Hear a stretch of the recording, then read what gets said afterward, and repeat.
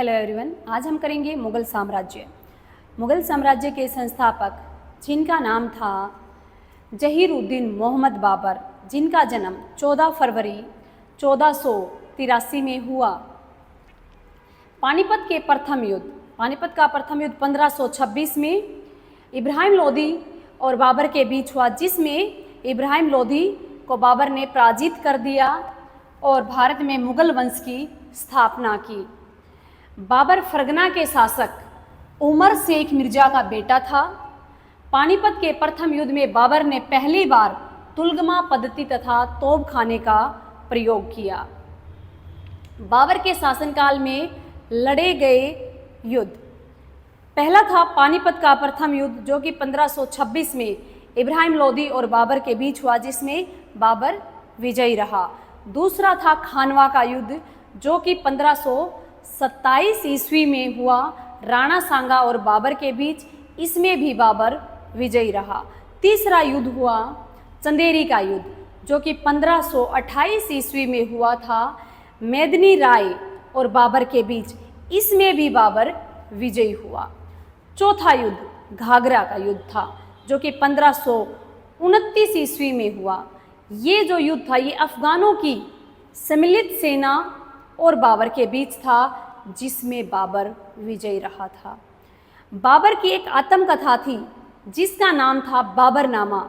बाबरनामा की रचना तुर्की में हुई, जिसका बाद में अनुवाद किया गया फारसी भाषा में। किसने किया अनुवाद? अब्दुल रहीम खान खाना ने किया।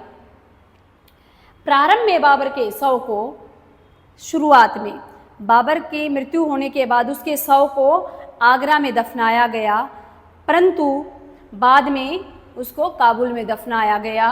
26 दिसंबर 1950 में बाबर की मृत्यु हो गई थी।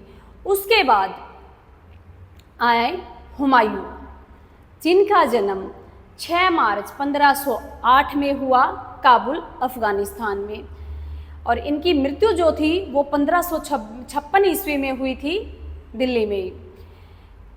हुमायूं का पूरा नाम नसीरुद्दीन हुमायूं था। दिल्ली की गद्दी पर बैठने से पहले हुमायूं बदख्शा का सूबेदार था। 1533 में उसने दीन पन्हा नामक नगर की स्थापना की। जून 1539 ईस्वी में हुमायूं तथा शेर खां के बीच चौसा का युद्ध हुआ, जिसमें हुमायूं पराजित हुआ। 1540 में हुमायूं तथा शेर खां के बीच कन्नौज या बिलग्राम का युद्ध हुआ, जिसमें हुमायूं पराजित हुआ और उसे भारत छोड़कर भागना पड़ा। हुमायूं के निर्वासन काल में ही 1542 में अमरकोट में अकबर का जन्म हुआ। 1555 में मच्छीवाड़ा व सरहिंद के युद्ध में हुमायूं ने अपना जो खोया हुआ साम्राज्य था वो सारा वापस प्राप्त कर लिया। 1556 ईस्वी में दीन पन्हा भवन में स्थित पुस्तकालय की सीढ़ियों से गिरकर इनकी मृत्यु हो गई।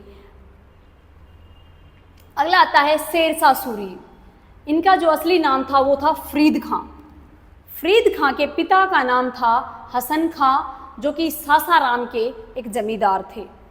1540 में कन्नौज के युद्ध में विजयी होने के बाद उसने शेरशाह की उपाधि धारण की। शेरशाह की उपाधि शेरशाह सूरी ने कब धारण की? 1540 में कन्नौज के युद्ध में विजय होने के बाद उन्होंने शेरशाह की उपाधि धारण की। उसने पुराने सिक्कों की जगह, जो पुराने सिक्के थे उनकी जगह पर शुद्ध सोने और चांदी से बने हुए सिक्के जारी किए। उसने जब्ती प्रणाली लागू की। जब्ती प्रणाली जिसमें लगान का निर्धारण भूमि के माप के आधार पर किया जाता है। शेरशाह ने रुपए का प्रचलन शुरू किया, जो कि 178 ग्रेन चांदी का होता था। उसने दिल्ली में पुराने किले का निर्माण करवाया।